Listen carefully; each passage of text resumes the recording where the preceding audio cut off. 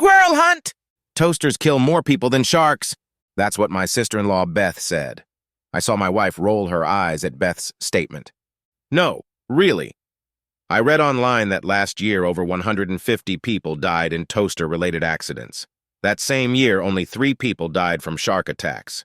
In the military, nothing is more dangerous than a newly minted second lieutenant with a map and compass. In civilian life, people with high-speed internet connections and free time are the greatest threat to society today. Sometimes a little knowledge is a dangerous thing. Beth, my brother's wife, lives next door.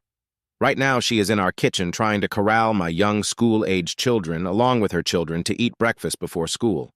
As most parents know, the morning school routine is like herding cats. The kindergarten kids are wearing those stupid X-Fashion t-shirts that say, "Too ugly to die." My wife got a bunch of these t-shirts from a lady anesthesiologist from Eastern European she worked with at the hospital. So, both my wife and I love our sister-in-law, Beth. She is a good wife to my younger brother, William. They are made for each other. As different as my brother William and I are, so different are our wives. In high school, I barely managed to walk the edge. I mostly enjoyed the athletic side of school. I played soccer, wrestled, even boxed a little.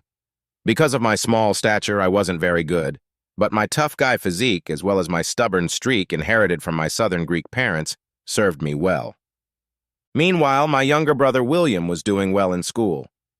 William was a member of the National Honor Society, the chess club, and received many scholarships. The day after I graduated from high school, I joined the Merchant Marine, served a few years, and saved some money. Now I have a small contracting business, mostly in construction and home improvement. William is pursuing a professorship. He earned his doctorate in the work of the poet Basil Bunting. William teaches at a local university and seems to be respected by his colleagues. I met my wife in the emergency room when I arrived for a construction-related accident. My wife is a no-nonsense woman with a sarcastic sense of humor and a realistic outlook on life. My brother William's wife, Beth, is a kindergarten teacher. Beth is the nicest woman. The fact that they live near us is a real bonus. I know she wants the best for my brother William and their 2 children. However, let's just say that Beth is a little naive and lives in an ivory tower. Today, Beth was ranting about how dangerous toasters are. I poured myself a cup of coffee. Beth, if toasters are more dangerous than sharks, then logically a shark with a toaster is the worst threat on the planet. Beth placed a plate of bacon in front of my son and looked at me. My young son took a bite of bacon, then spit it out. "Aunt Beth, this bacon is not good." Beth patted him on the head. "It's tofu bacon. It doesn't have any of that disgusting chemical-laden meat in it. Meat causes 1 in 10 deaths. Naturally, I couldn't resist the obvious answer. If meat is responsible for 1 in 10 deaths, does that mean tofu, fruits, and vegetables are responsible for the other 9? My wife reached for my son's plate, then popped a piece of tofu bacon into her mouth. She made a grimace before swallowing. "Beth, it's easier to change a man's religion than his diet." Beth only sighed, then clapped her hands together. "Okay, kids, it's time for school. Everyone to the Prius." I swept my youngest son and his cousin into a bear hug. "Sit back and enjoy the visit, Beth. I'll drive the kids to school." Beth waved her hand. "No, it's all right, Ron. I don't want you wasting gas in your big truck. The kids will fit in the Prius, too." I threw the giggling boys over my shoulder and onto the back. "Beth, I run on my own homemade biodiesel, so no worries." I tossed both boys into the air before catching them. "How about we let the boys decide?" I lowered the kids to the ground and knelt in front of them. "What do you say, men? Would you like a ride in Aunt Beth's hybrid spewing kittens and butterflies out of the tailpipe?" Then I lowered my voice a few octaves to a growling baritone. "Or would you like to take a ride in a many testosterone-dripping, smoke-spewing, tire-squealing, menacing, powerful Ford F, 250 pickup trucks with an extended cab, power-stroke engine, and enough torque to pull a house down the street?" "Cargo Zovic, truck Zowick, cargo Zowick," chanted the children, jumping up and down. "I want a testrone, too," my youngest son chimed in. I hugged all the giggling kids. "Sorry, Beth," the masses had spoken. Both my wife and Beth smiled as I ushered the kids out the door. dragging their backpacks with various cartoon themes behind them. Leaving the kids at school, I headed home. Today was paperwork day. There were bills, orders, payroll, etc. to be dealt with, so I would be working from my home office over the garage. I was heading into the kitchen from the garage when I heard my wife's voice. Oh, Beth. I could never do that to Ron. I know it's rude to eavesdrop on private conversations, but damn it, this is my house. Silently, I scoot closer to the door so I can catch what Beth has to say. This wouldn't be printed in Cosmo if it wasn't true. His tricks will help you liven up your time in the bedroom. I heard my wife's response. Beth, I don't need any tricks in the bedroom. No. Yes, of course you do, but don't you want to excite Ron? My wife replied, Ron is a guy. To turn a guy on, all you have to do is take off your socks. Beth didn't let her finish. Okay, but how do you get Ron to scream with passion? My wife snorted before she could speak. I certainly don't want my guy to scream during passion or any other time. The only time my man should scream in the bedroom is if a stray bullet comes through the window and hits his ass while we're making love. Beth continued. Well, at least you should know what words to say to Ron so he really does get great lovemaking. At that moment, I walked through the door. Both Beth and my wife looked up. After looking them over, I raised my hand in a closed fist. Beth, let me tell you about the guy's requirements for great love. I raised one finger. Number 1, having female organs. I raised a second finger. Number 2, not blocking them. I added a third finger. Number 3, no talking. Shh. My wife only grinned, but Beth said, Ron, not all men are like that. Take your brother William, for example. Beth, you want me to take after the guy who let his wife put diesel fuel in their gasoline-powered hybrid Prius? Beth was embarrassed for a moment, remembering how I had to tow them home, then the hassle of draining the fuel tank and getting the Prius back on track. Ron, it wasn't our fault. The diesel fuel column was colored green. We both thought that meant the fuel was environmentally friendly. I shook my head. Beth, how the hell did you even get that big diesel gun into the filler neck of the Prius? Now it was Beth's turn to smirk. Ron, women are experts at making big things fit into small holes. We women just know our bodies better. For example, women can experience pleasure simply by exercising. I shrugged my shoulders. Big deal. Men can experience pleasure just by watching women exercise. Stop it, Ron, Beth said, but I'm glad you're here. I can't decide what to get William for his birthday. The cooking set he's had his eye on, or the sweater we saw at the college store. No, Beth, forget that stuff, I said. Let me tell you what William really wants. Beth leaned forward. What? Tell me, Ron, please. It's a well-known secret, Beth. The best gift you can give William is...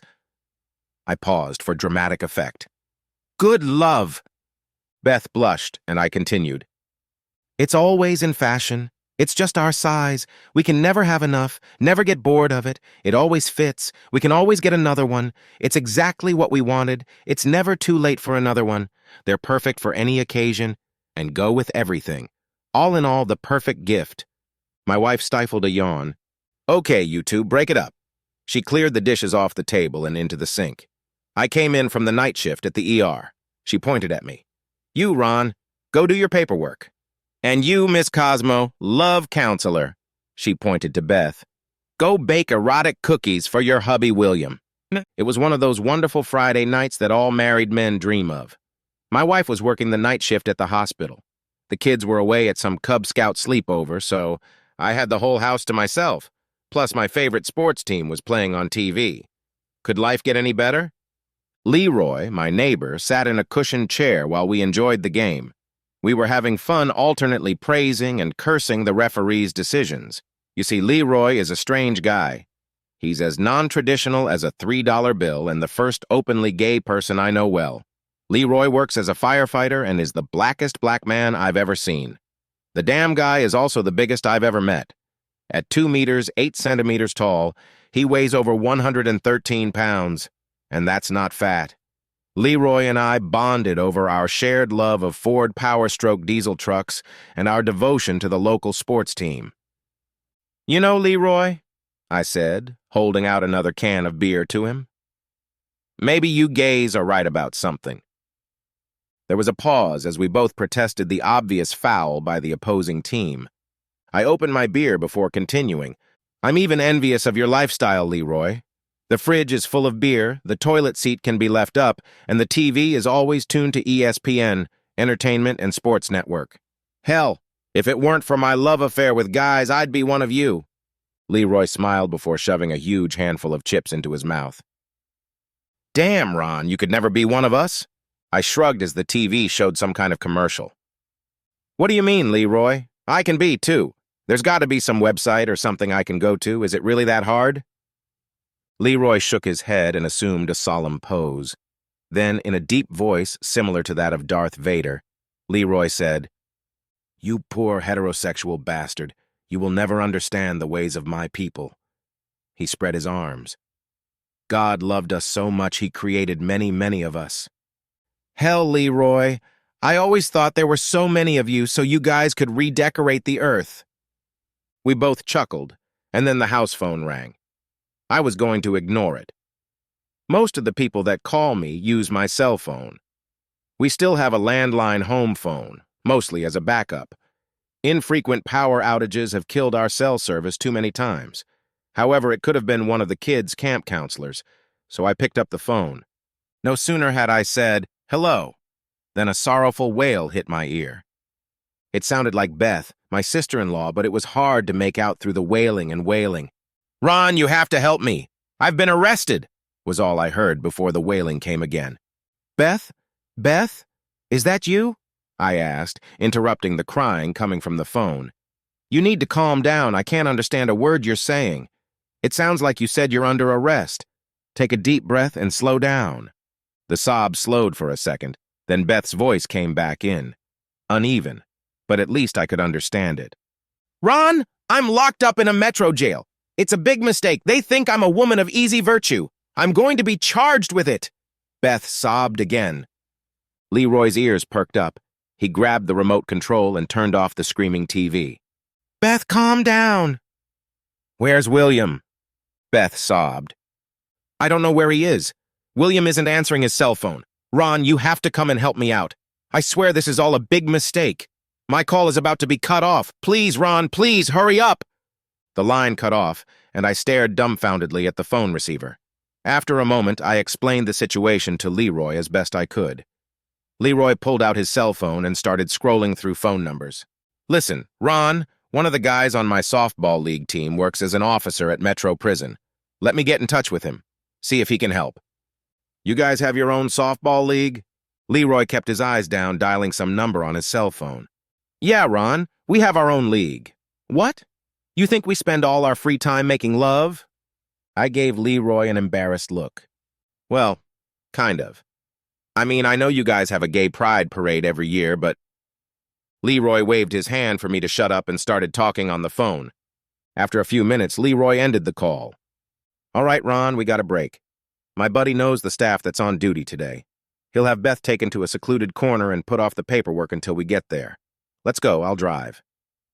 We both stood up while Leroy pulled the car keys out of his pocket. "Beth's selling her ass?" He shook his head. "That's got to be some bullshit. She and your brother are good people. That lady has a heart of gold. Remember when I first moved in, Beth brought me something to welcome me to the neighborhood?" Despite the situation, I laughed at the memory. "As I recall, Leroy, Beth brought you fried chicken, watermelon, and a big bottle of grape soda." Leroy smiled at me as we headed for the door. "Yes, Ron, but Beth didn't do it out of meanness. She may be clueless, but there isn't a mean bone in that girl." I turned off the lights in the house. "I know, Leroy. Beth never knew any black people growing up. When you moved in, she got on the internet to see what to get you." Leroy nodded as we got into his car. "That's what I'm saying, Ron. They don't make people like Beth anymore. Come on, let's go rescue my favorite white lady and get this thing straightened out."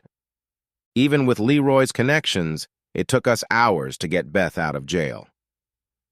Now we were driving home. Beth was sitting in the back seat and had calmed down a bit. Leroy and I tried to keep a calm expression on our faces as Beth told her story for the fourth time. "It was just role-playing," Beth said, trying to fix her mascara, which after all her tears made her look like a raccoon.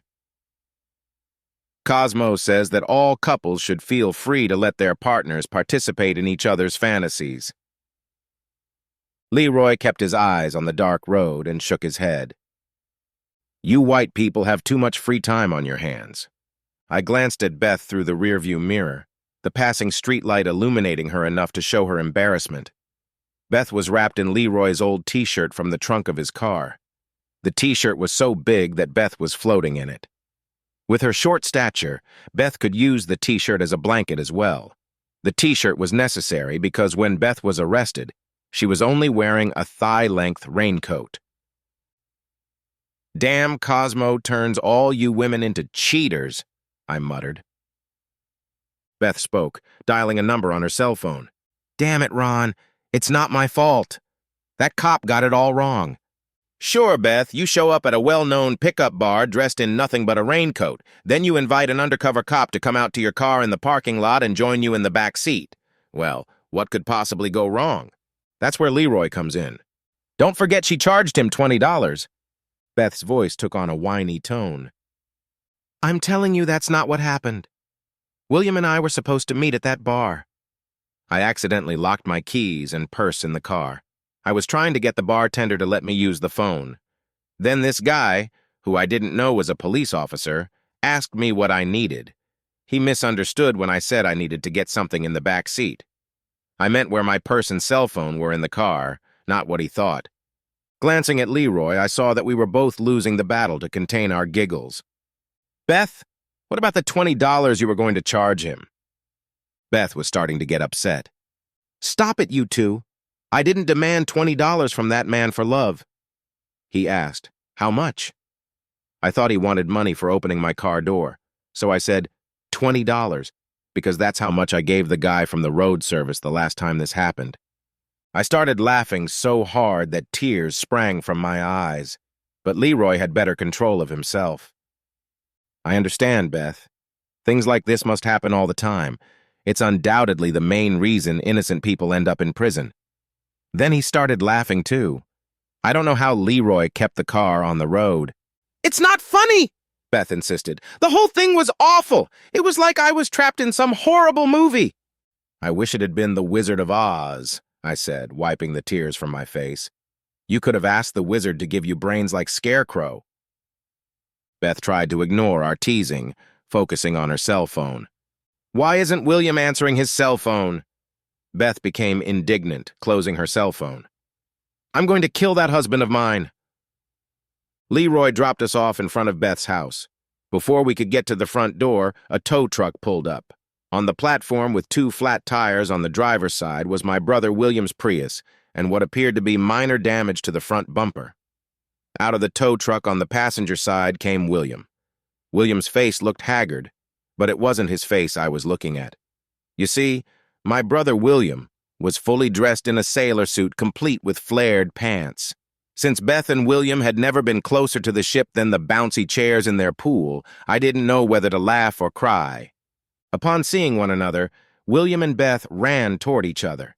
Once they got together, they began to embrace as if it was a reunion after not a few hours, but a few years.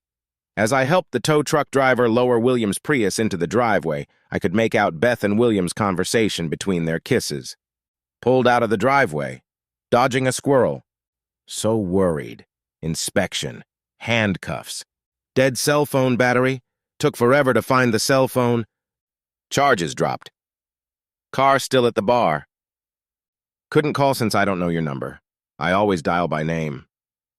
I shook my head, looking between the hugging and kissing relatives and the damaged Prius.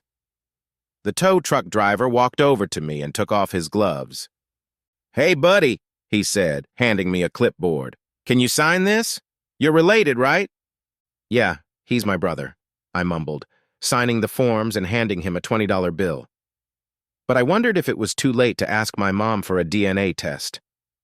A few months later, it was evening, and Leroy was helping me install a set of Bully Dog chips into my Ford Power Stroke. My wife came into the garage. "Ron, your brother William just called. He and Beth need your help at their house for a few minutes." As the family handyman, I'm used to these calls about clogged drains, leaky faucets, and the like. It's a compromise of sorts, since William and Beth always took our kids on trips that involved more than monster truck rallies. At first, I thought the kids would be bored if they were dragged to things like a university exhibit on the Middle Ages. But Beth knows kids, and they always came back excited about the armor, the cool collection of swords and battle axes. It was a clever way to get them to learn. Leroy decided to accompany me as I walked to William's house.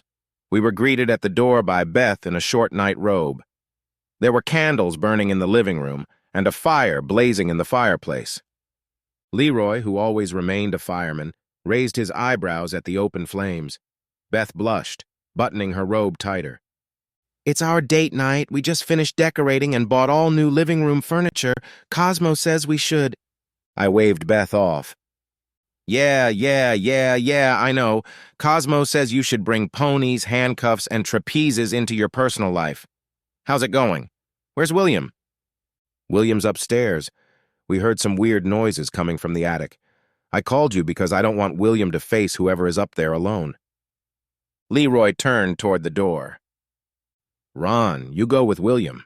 I'll look outside for signs of breaking and entering." I found William crouching under the hatch to the attic. He had a flashlight with 4 large LR-14 batteries in one hand and a golf club in the other. There was an occasional knocking sound coming from the attic. Leroy returned and joined us. "Guys, I saw a small hole gnawed in the exterior screen of the attic. Looks like a squirrel got into the attic.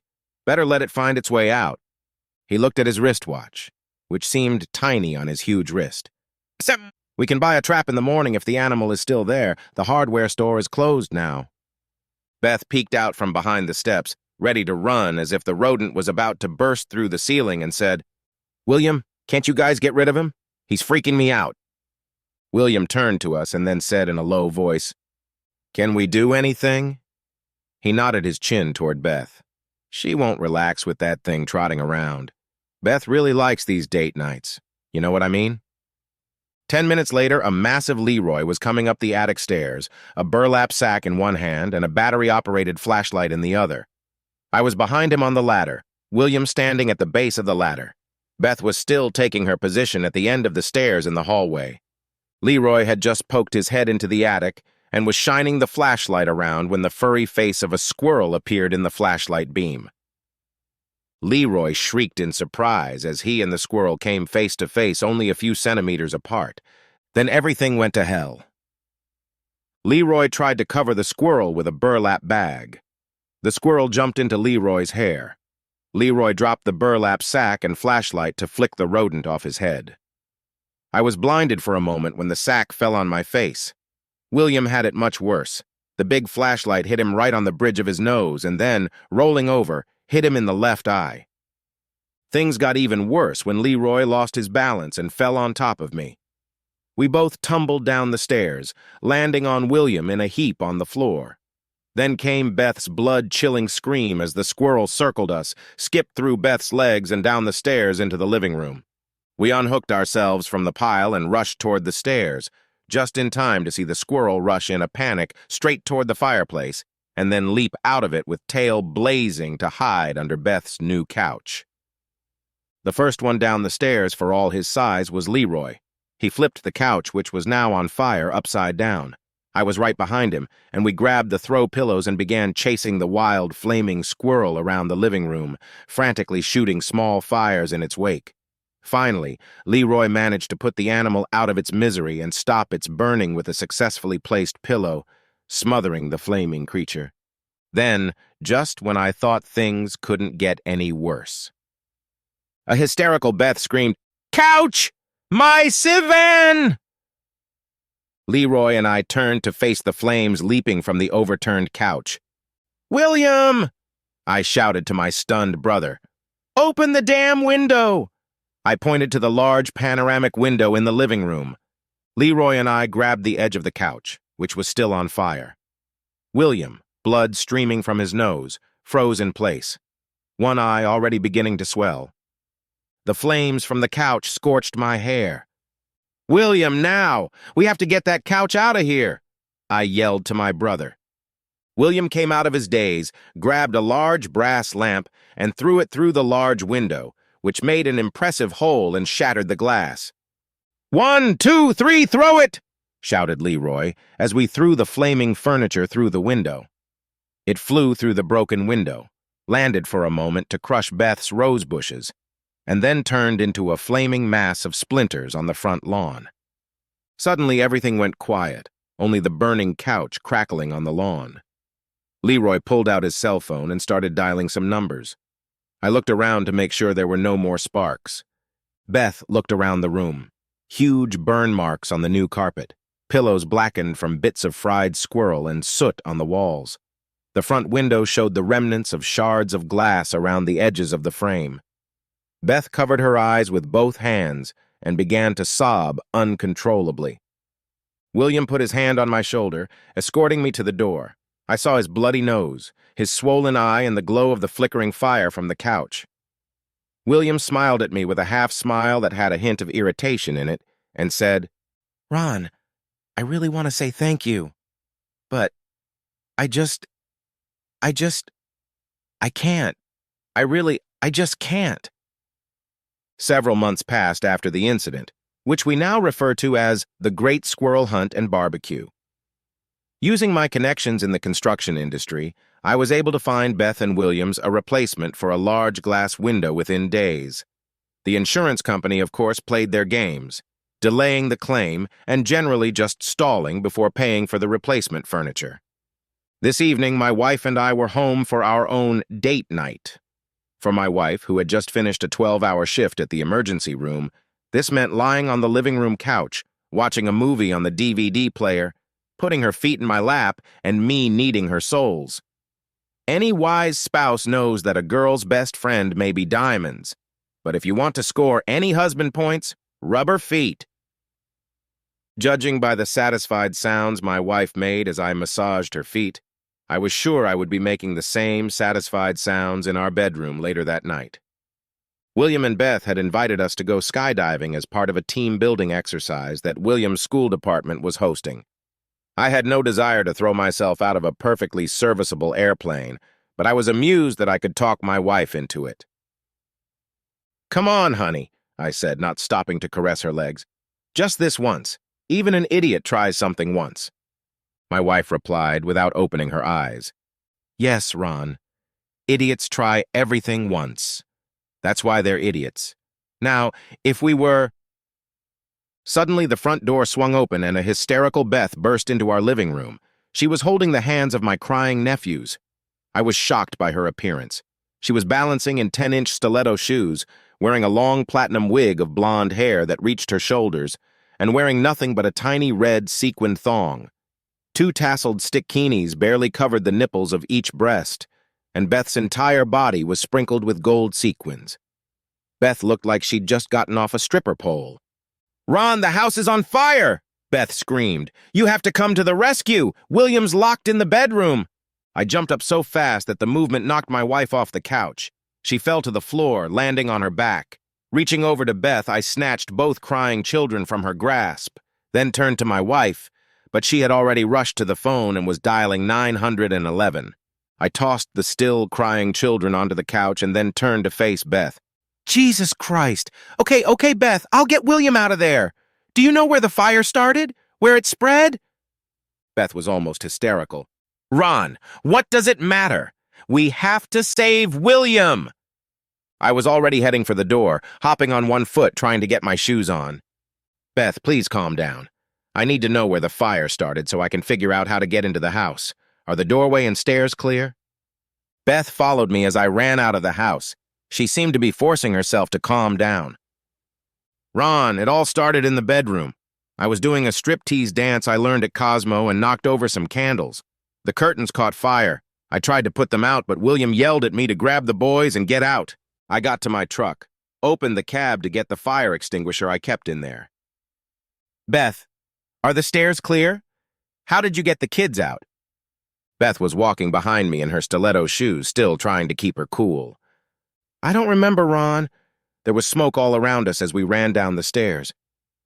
"Shit!" I muttered as I opened the garage door to grab a 3-foot ladder. I turned and almost ran into Beth, who was right behind me. "Beth, stay here." "Ron, I can't just stand here and do nothing." Beth pointed to her window on the 2nd floor. "My husband's in there." I could see she was about to burst into flames again. I pushed Beth toward the street and said, "We don't have time for this shit. Get your happy ass to the curb immediately." To break my brother William's bedroom window, I used a fire extinguisher. That one was small, good for kitchen fires and such, but anything is better than nothing.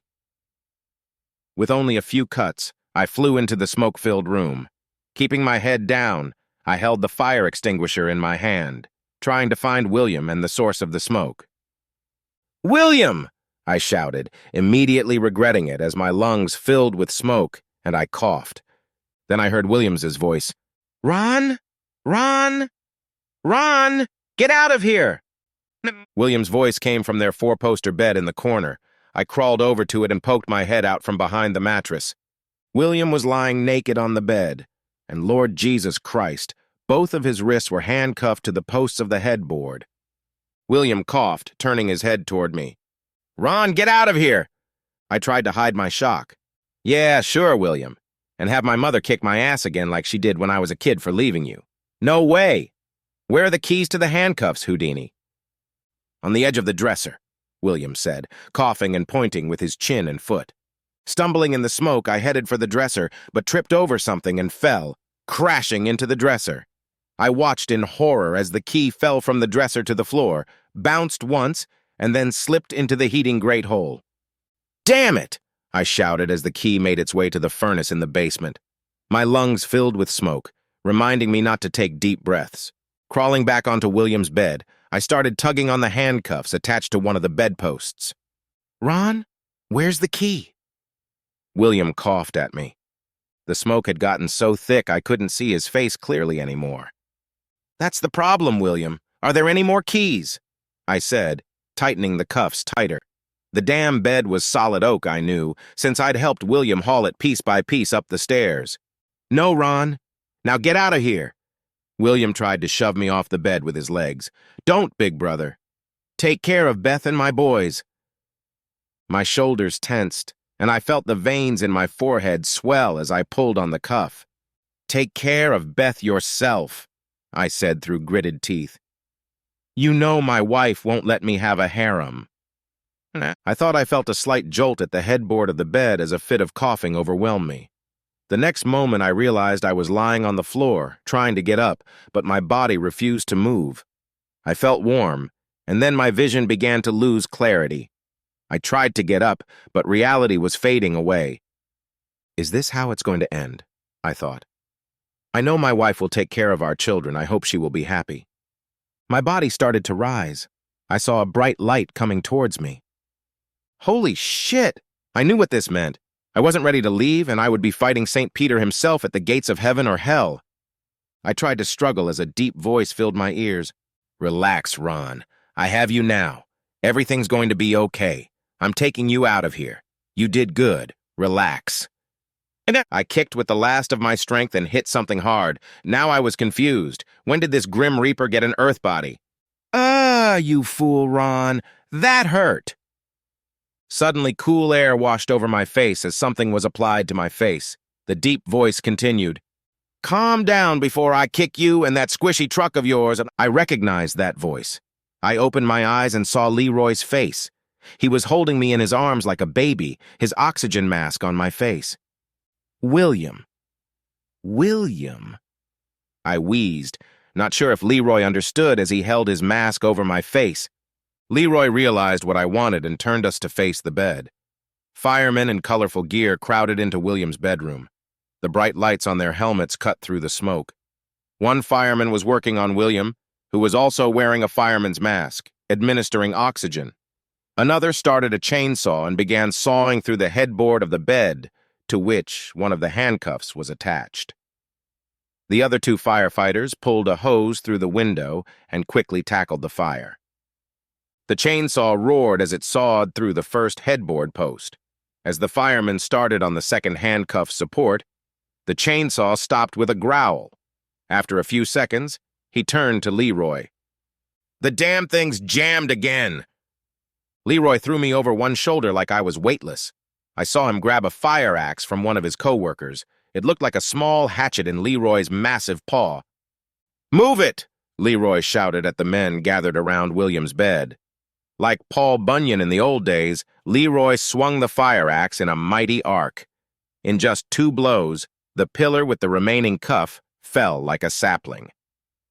Handing over the axe, Leroy walked to the window and handed me through the window to the waiting paramedic.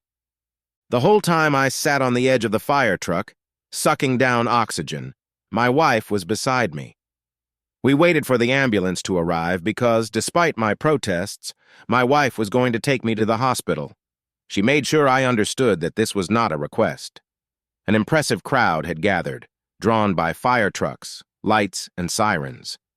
I saw that Beth was wearing a coat over her stripper outfit. She was shuffling from foot to foot, trying to keep her eyes on her bedroom window while being restrained by a police officer providing crowd control. When Leroy emerged from her bedroom window, the large gathering of our neighbors let out raucous exclamations, and some began clapping their hands. Leroy came down the stairs with William slung over his shoulder.